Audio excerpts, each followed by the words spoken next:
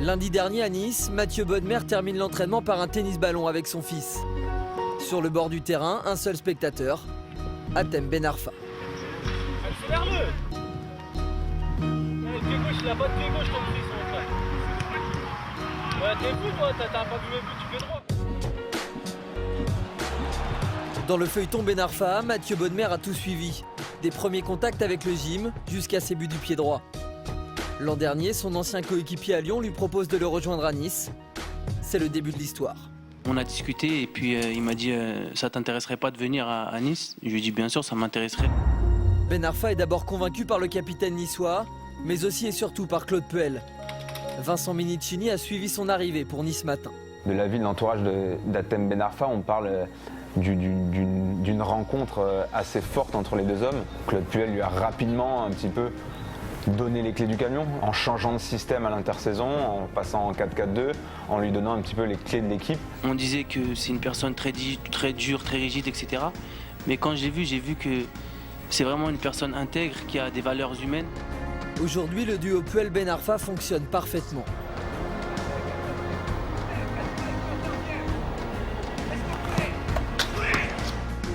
Les deux hommes échangent énormément, comme lundi dernier quand en plein milieu de la séance, ils s'isolent et discutent pendant de longues minutes. Il est à l'écoute, il est demandeur, il est très attachant, parce qu'il est sans calcul. Et ça, c'est quelque chose d'énorme, c'est quelqu'un de vrai.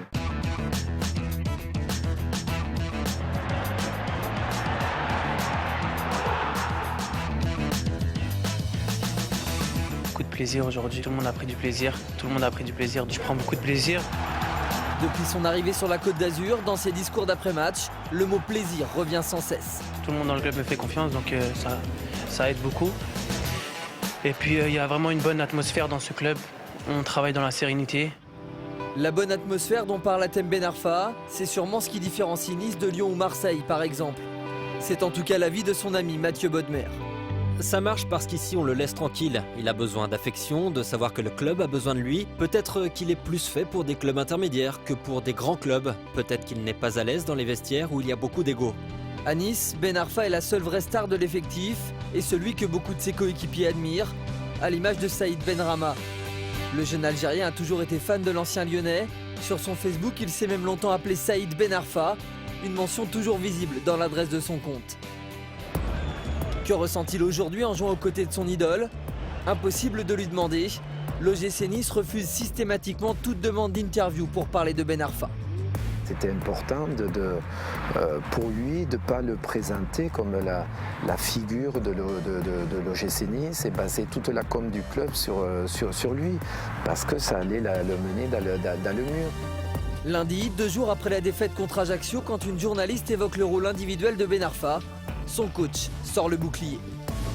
Il ne peut pas faire la différence à lui tout seul, comme ça avait été un peu le cas. Oui, on va lui demander de partir je pense qu'il y a du 6 mètres. Non, il faut arrêter. C'est justement contre ça qu'on lutte.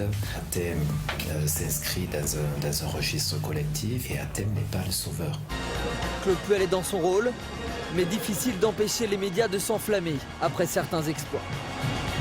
Nice s'est trouvé un patron. Le football français a retrouvé Ben Arfa.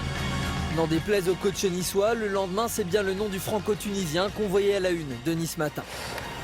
Viva Ben Arfa, c'est le joueur que Nice attendait depuis plusieurs années, même plusieurs décennies j'ai envie de dire. L'alliance entre Nice et Ben Arfa est juste parfaite pour le moment.